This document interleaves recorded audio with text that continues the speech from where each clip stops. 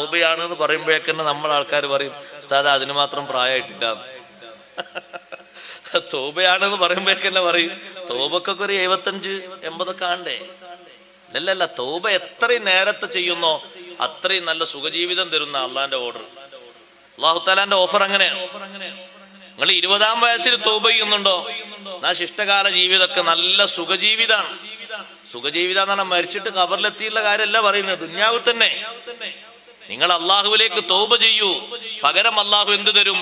യുമത്തിഉകും മതാഅൻ ഹസനൻ ഇലാ അജലിൻ മുസമ്മാ, നിശ്ചയിക്കപ്പെട്ട കാലാവധി വരെ നല്ല സുഖത്തിലായി ജീവിപ്പിക്കും. തൗബ അള്ളാഹു കബൂലാക്കിയിട്ടുണ്ടെങ്കിൽ അങ്ങനെയാണ്.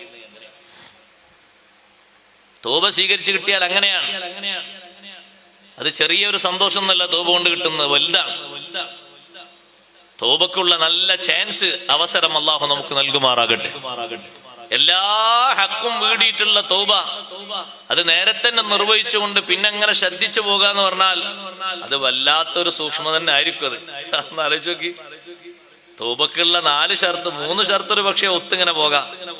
4 ഷർത്തും കൂടി റെഡിയാക്കിയിട്ടുള്ള ഒരു തൗബ റെഡിയായി കഴിഞ്ഞ് പിന്നെ ഒരാള് തെറ്റാതെ അങ്ങോട്ടും ഇങ്ങോട്ടും ഒന്നും പേക്കാതെ എവിടെയും കുടുങ്ങാതെ ഒരു കുഴിയിലും ഒരു ചളിയിലും വീഴാതെ വളരെ കൃത്യമായിട്ട് പോകുക എന്ന് പറഞ്ഞാൽ ഇതൊരു പണി തന്നെയല്ലേ.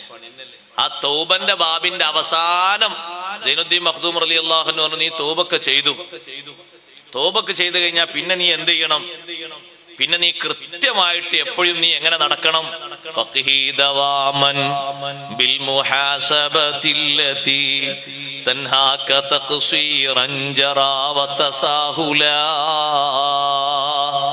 പിന്നെ നിന്റെ ജീവിതത്തിൽ എപ്പോഴും നിനക്ക് ദായിമായി വേണ്ടത് മുഹാസബത്താണ്, വിചാരണാബോധമാണ്.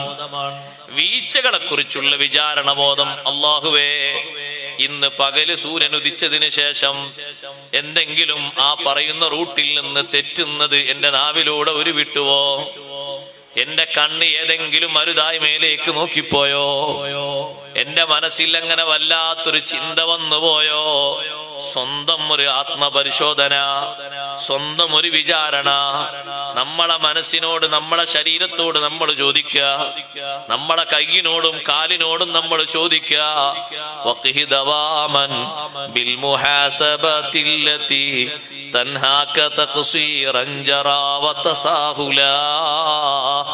അശ്രദ്ധയും മടിയൊക്കെ മാറിപ്പോകുന്ന രീതിയിൽ നല്ല ഒരു ആത്മവിചിന്തനത്തിന് വേണ്ടി നീ പിന്നെ വിധേയനാകണം.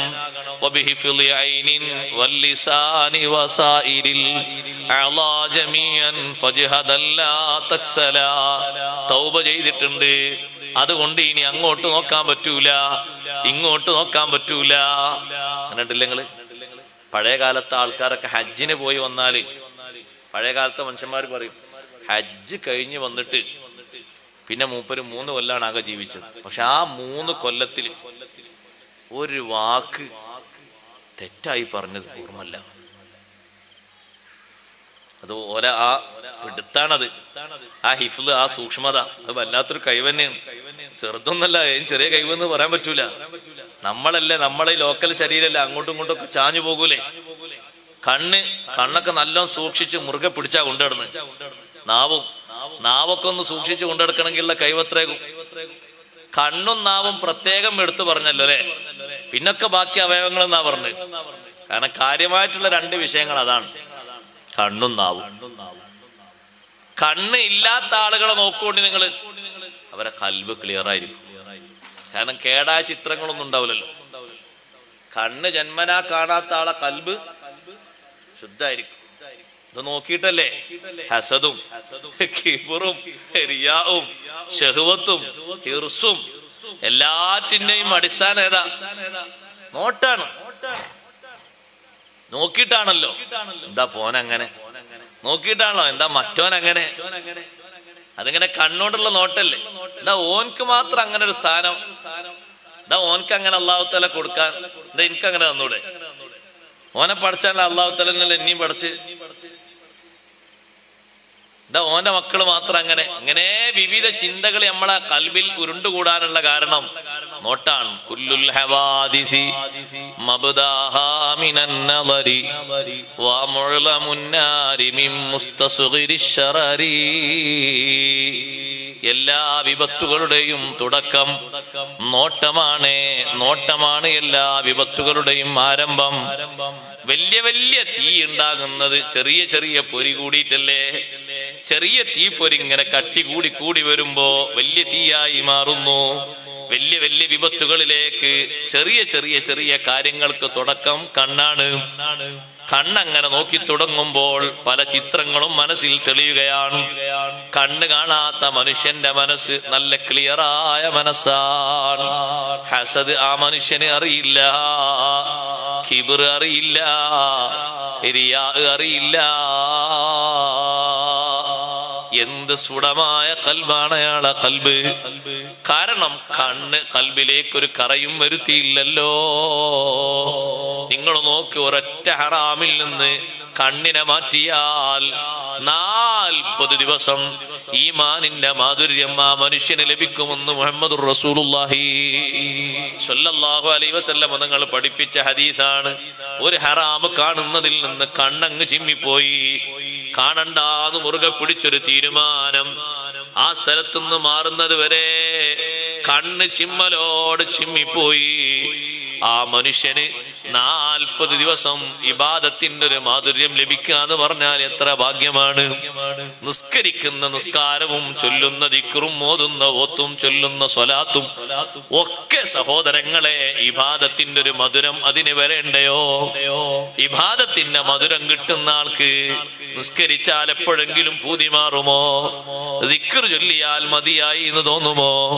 ഖുർആൻ ഓതിയാൽ ധാരാളമായി പോയി എന്ന് തോന്നുമോ? ഒരൊറ്റ ഇബാദത്തും അയാൾക്ക് മതിയായി എന്ന് തോന്നൂല.